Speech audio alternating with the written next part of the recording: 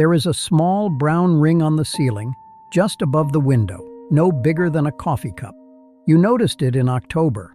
You are almost sure it was October, though you couldn't say for certain anymore. It was small enough that you had to be looking directly at it to see it at all, so most days you didn't. You lie there some nights, on your back, phone resting on your chest, and your eyes drift up toward it without meaning to. You tell yourself you'll call someone about it. A landlord, a handyman, somebody. You tell yourself this the way you tell yourself a lot of things. Not tonight, though. Tonight you're tired. You are always tired on the nights you plan to do the thing. Your phone buzzes on the desk. It's a message from your sister. 3 words. Did you see? You don't open it. You'll open it in a minute, you think, once you finish what you're doing, except you're not really doing anything. You're just looking at a different screen than the one with her name on it. There is an email sitting in your inbox with a subject line that starts with "following up." It has been there for 6 days. You know what it's asking. You know exactly what it's asking, which is precisely why you haven't opened it either. Opening it means you have to decide something, and deciding something means you have to do something. And right now, at 9:47 on a Tuesday night, doing something feels like it belongs to a version of you that doesn't exist yet. Tomorrow, you can handle it. Tomorrow, you always can. You used to think procrastination looked like laziness, like a person on a couch, doing nothing, feeling nothing, wanting nothing. It doesn't look like that. It looks like you, right now, doing several small, useful-looking things in exactly the wrong order. Answering a text that didn't need an answer yet. Reorganizing a folder that didn't need reorganizing. Looking up a fact you didn't need to know. You are busy. You are always busy. You are just never busy with the thing sitting quietly at the bottom of the list, gathering weight. The email stays unopened. The ceiling stays unremarked. Your sister's message stays unread for 11 more hours, until she calls you directly, a little hurt, and you say, "Sorry, I've just been slammed," which is true in its way. You have been slammed. Just not by anything you could name if she asked what exactly. By November, the ring on the ceiling has a companion, a thin line, branching off it like a tributary, maybe 2 inches long. You notice it while you're on a call, muted, only half listening, and you think, huh. Then the person on the call says your name, and you say, "Sorry, can you repeat that?" And the ceiling is forgotten again before you've even hung up. This is how it goes, mostly. Not one big decision to ignore something. 100 small moments of not right now, each one so reasonable on its own that you'd defend any single one of them if someone asked. Maybe you're just tired. Work has been a lot lately. Maybe once things calm down, you'll get to all of it. The email, the appointment you keep meaning to book, the ceiling, the conversation with your sister that both of you are quietly avoiding having properly. Maybe this is just what your late 20s feel like. Maybe everyone's inbox looks like this. You don't ask anyone, so you never find out.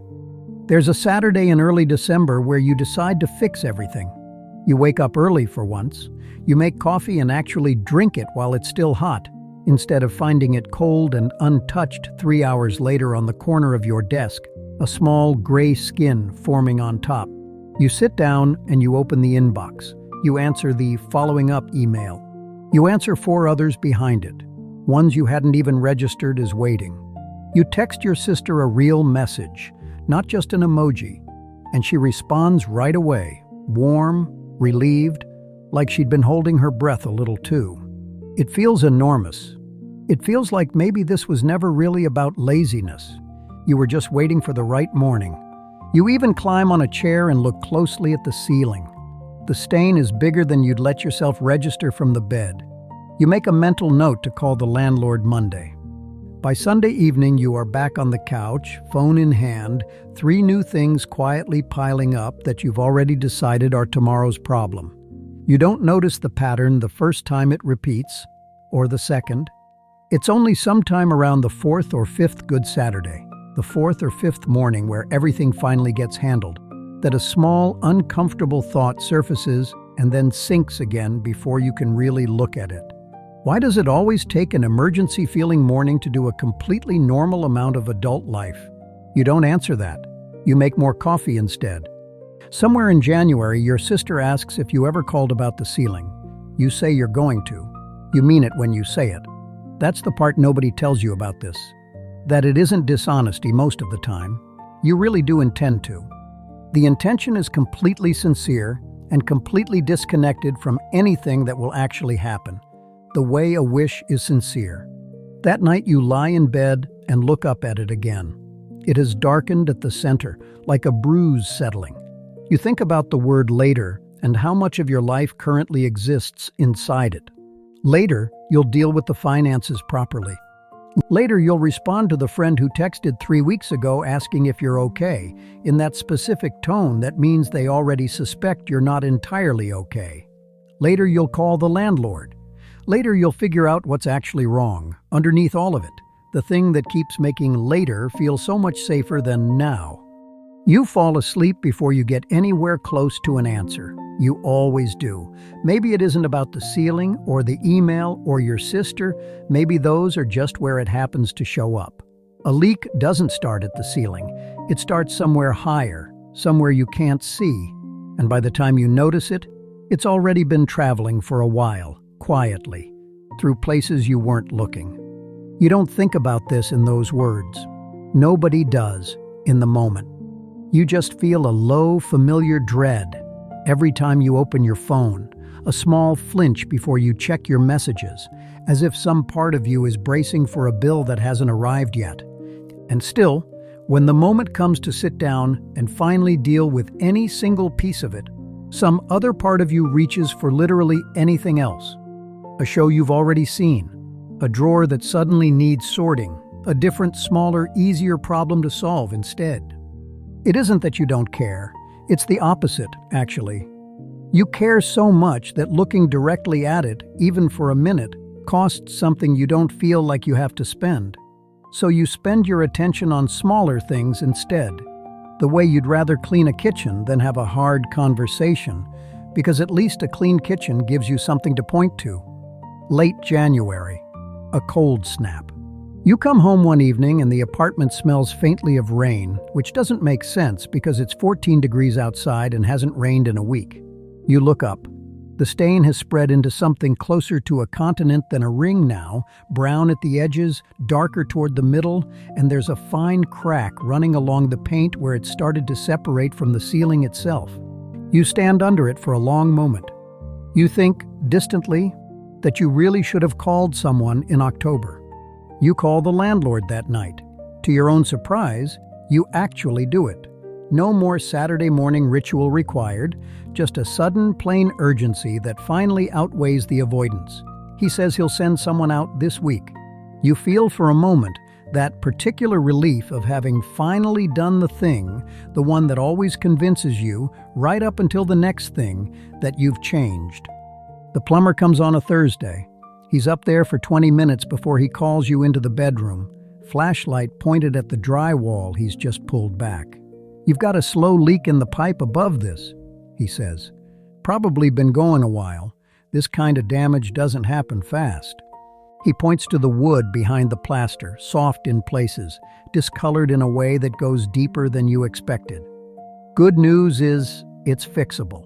Bad news is, you're looking at replacing some of this ceiling, not just patching it. You ask how long a while usually means for something like this. He shrugs. Months? Easy. Sometimes longer. It's slow enough you don't notice, until you do. You nod like you already knew that, though you clearly hadn't let yourself. Here's the part nobody puts in the text messages, the "did you see" and the "sorry I've been slammed."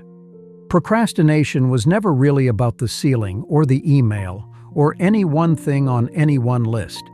It was never really about being lazy either, whatever you'd been quietly accusing yourself of on the nights you couldn't sleep. It was about the gap between noticing something and being ready to feel what noticing it would require you to feel. The stain wasn't ignored because you didn't see it. You saw it in October. You saw it 100 times after that, actually, small glances upward that you let slide past without letting them land. Every one of those glances was a decision, dressed up as forgetting. You start to wonder, lying in the guest room while the ceiling gets torn out down the hall, how many other rooms in your life look like this? Rooms you glance at and don't quite let yourself see. The unopened emails were never really about the emails. Your sister's silence was never really about being busy. Weeks later, the ceiling is fixed. New drywall, fresh paint, no trace of what had been growing there since some ordinary October evening you can no longer pinpoint exactly. It looks, if you're being honest, better than it ever did before. Clean, white, unmarked, the kind of ceiling you could stare at for an hour and see absolutely nothing. You lie under it on a Tuesday night, phone resting on your chest, and for a while you just look at all that blankness. There's a message from your sister you still haven't opened. Not the same one. A new one from yesterday. You know somewhere underneath the tiredness that this isn't really about being slammed either. You look up at the clean ceiling a while longer. Then you open the message.